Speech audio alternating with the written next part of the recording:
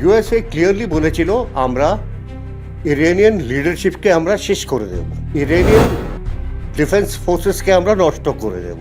3 দিনের মধ্যে ওরা খামেনেইকে মেরে দিল, যে দেশের রুলার ছিল কিংবা ডিক্টেটর ছিল, আর ওদের টপ লিডারশিপও ইউএসএ ইসরায়েল শেষ করে দিয়েছে। ইরানের উপর আমেরিকা ও ইসরায়েল যৌথভাবে অভিযান চালায় এবং ইরানের সর্বোচ্চ নেতা নিহত হন। ইরানের এবং ইসরায়েলে এই মুহূর্তে যুদ্ধ পরিস্থিতি যেভাবে, সেই পরিস্থিতিতে আমাদের দেশে ভারতবর্ষের উপর সেই যুদ্ধের পরিস্থিতিতে কতটা প্রভাব পড়বে, এই নিয়েই আমরা কথা বলবো প্রাক্তন ব্রিগেডিয়ার প্রবীর সান্যালের সঙ্গে। স্যার, আপনাকে বাংলা হান্টে স্বাগত।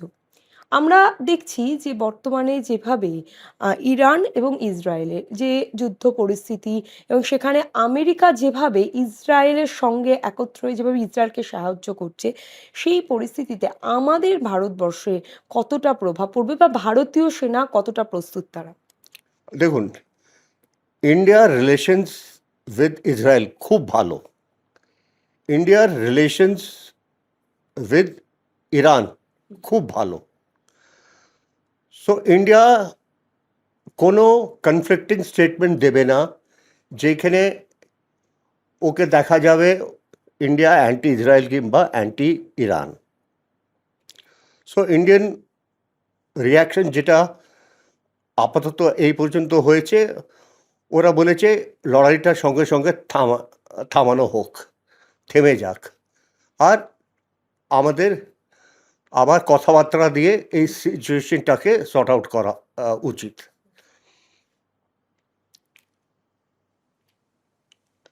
এটা হচ্ছে ইন্ডিয়ার স্ট্যান্স।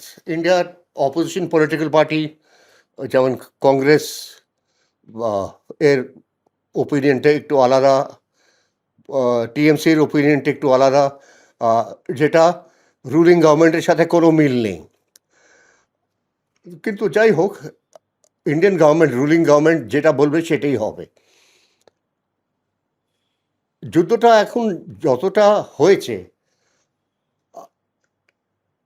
ইউএসএ ক্লিয়ারলি বলেছিল আমরা ইরানিয়ান লিডারশিপকে আমরা শেষ করে দেব, প্রথম থেকে এটা বলেছে, আর ইরানিয়ান ডিফেন্স ফোর্সেসকে আমরা নষ্ট করে দেব। এটা ছিল ওদের স্টেটেড মিশন, আর সেরকমভাবে ওরা ইরানের ওপরে অ্যাটাক করলো। 3 দিনের মধ্যে ওরা খামেনেইকে মেরে দিল, যে দেশের রুলার ছিল কিংবা ডিক্টেটর ছিল, আর ওদের টপ লিডারশিপও ইউএসএ ইসরায়েল শেষ করে দিয়েছে।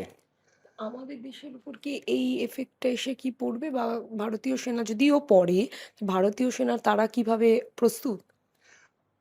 প্রথম কথা, ইন্ডিয়ান ডিফেন্স ফোর্সেস কোনো দিন এই যুদ্ধে ইনভলভ হবে না। ইন্ডিয়ান রুলিং গভর্নমেন্ট একেবারে ক্লিয়ার। ইন্ডিয়ার ওপরেও যদি অ্যাট্যাকও হয়, যার চান্সেস খুব কম, either by Iran or by Israel or USA, প্রায় না বলাই আমরা বলতে পারি। সো ইন্ডিয়ান ডিফেন্সেস ফোর্সেস সেরকম ইনভলভ হবে না। আমাদের ইন্ডিয়ানস প্রায় 10 মিলিয়ন ইন্ডিয়ানস আরব কান্ট্রিজে ওরা চাকরি করছে, পড়াশোনা করছে, যাই হোক একটা কিছু করছে। ওদের এভ্যাকুয়েশন করার যে প্রসেসটা আমরা আরম্ভ করে দিয়েছি। আমাদের civilian aircraft, Indigo, spice jet, ওরা যাচ্ছে এইসব দেশে, ওইখান থেকে ইন্ডিয়ানসদের ফেরত নিয়ে আসছে। আমরা এখন পর্যন্ত কোনো স্টেটমেন্ট শুনিনি কি ইন্ডিয়ান আর্মড ফোর্সেস এই যুদ্ধে ইনভলভ হবে। সো আর যদি ইনভলভ হয়, এটা একটা বিরাট বড় ভুল হবে।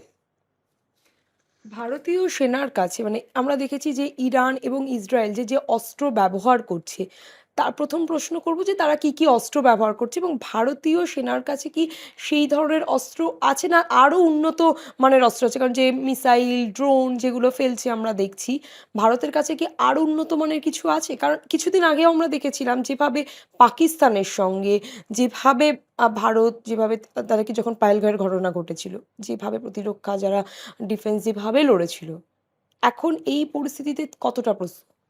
ইন্ডিয়ান আর্মড ফোর্সেসের কাছে যে অস্ত্র আছে, হাই কোয়ালিটি মিসাইলস আছে, ড্রোনস আছে, সব কিছু আছে। কিন্তু আমার মনে হয় না ইন্ডিয়া কোনো দিন এইসব অস্ত্র ব্যবহার করবে against Iran or Israel or against ইউএসএতে। ইরানের সাথে আমাদের খুব ভালো রিলেশন আছে, ইসরায়েলের সাথে রিলেশন ভালো, ইউএসএর সাথেও আমাদের রিলেশন ভালো। যুদ্ধ হওয়ার কোনো চান্সেস নেই, আর ইন্ডিয়া কোনো দিন এতে ইনভলভ হবে না। এখন ইন্ডিয়ার একটাই স্টেটমেন্ট দিয়েছে, এই যুদ্ধটা থেমে যাওয়া উচিত। একেবারে ভালো স্টেটমেন্ট দিয়েছে, আর সেরকমভাবে ইন্ডিয়ান গভর্নমেন্ট সবাইকে বলছে যে যুদ্ধটা থামাও, আর একটা সবাই মিলে একসাথে বসো, ডিসকাস করো ইস্যুটা, আর একটা ডিপ্লোম্যাটিক সলিউশন বার করো। কিন্তু লড়াইটা বন্ধ করো, কেন কি লড়াইতে অনেক কিছু ইকোনমিক ফ্যাক্টরস আছে। প্রথম কথা হচ্ছে ক্রুড অয়েল এক্সপোর্টস, যেটা মিডল ইস্ট থেকে আসে। সৌদি আরেবিয়া থেকে ক্রুড অয়েল আসছে, কাতার থেকে এলএনজি আসছে। ওটা দুটোই এফেক্ট হয়েছে।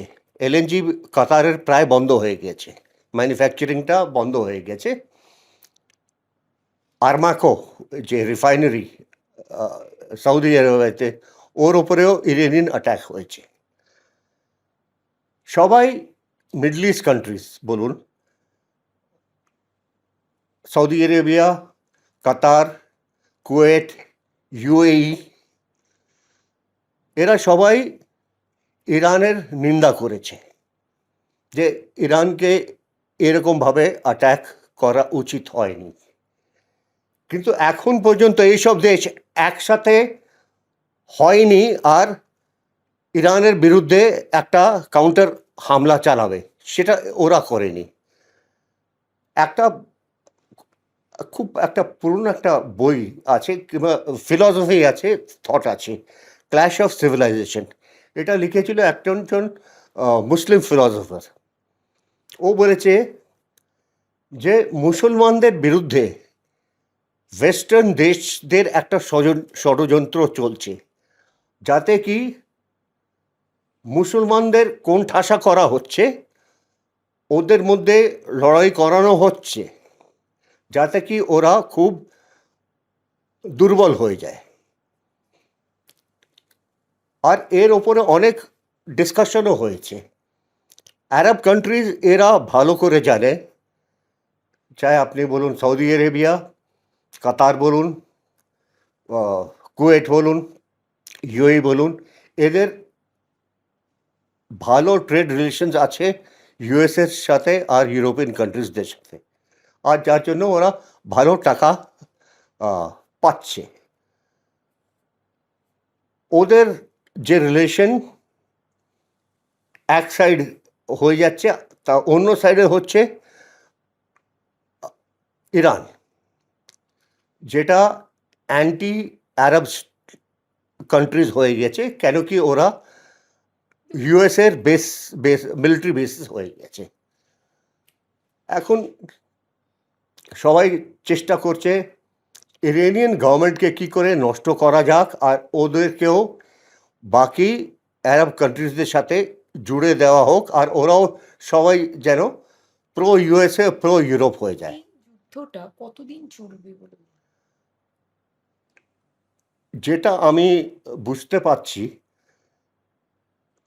ইরান জবাব ভালোই দিচ্ছে, আর যে জবাবটা প্রথম দুদিন দিয়েছে ক্রমশ সেটা আরও ভালো হচ্ছে আর শক্তিশালী হচ্ছে। ইরান এর গভর্নমেন্ট, ওদের লিডারশিপটা তো শেষ হয়ে গেছে, নতুন যে টেম্পোরারি ইন্টারিম গভর্নমেন্ট আছে ওরা মোটামুটি দেশকে সামলাবার চেষ্টা করছে, আর ওরা লড়াইও করছে। So internal collapse of Iran আমার মনে হয় না ওটা হবে। আর ইউএসএ আর ইসরায়েল এর যে অ্যাটাক যেটা ইরানের ওপরে হচ্ছে, ওরা সেরকম ধরনের ডিস্ট্রাকশন করতে পারেনি, চাই আপনি ওদের মিসাইল ফোর্সেস বলুন, ড্রোনস বলুন, লঞ্চার্স বলুন, আর টেহরানের একটা ইনফ্লুয়েন্স আছে অন দ্য স্ট্রেটস অফ হরমুজ। টেহরান একা হচ্ছে একমাত্র দেশ যেটা হরমুজ থেকে তেল আসা যাওয়া বন্ধ করে দিতে পারে। ও অনেক দুর্বল দেশ, কিন্তু তাও ওর কাছে এই শক্তিটা আছে। ইউএসএ বলছে আমি আমার নেভেল ফ্লিট পাঠাবো, নেভেল ইন্স্যুরেন্স এইসব করে দেবো, কিন্তু তেলের মানে বাণিজ্যটা চলতে থাকবে। আমরা আরও এখনও খবর শুনছি যে 8-10টা জাহাজের ওপরে যেটা ক্রুড অয়েল নিচ্ছিল তার ওপরে অ্যাটাক হয়েছে, আর কতটা ওই জাহাজগুলো নষ্ট হয়েছে সেটা আমরা জানতে পারিনি। আমি একটু আগে আমি একটা নিউজ শুনছিলাম, একটা বিদেশি জাহাজ যেটা সিলন মানে শ্রীলঙ্কায় ছিল তার ওপরে নাকি হামলা হয়েছে, আর সেই জাহাজটা হয়তো ইউএসের কিংবা ইসরায়েলের জানি না।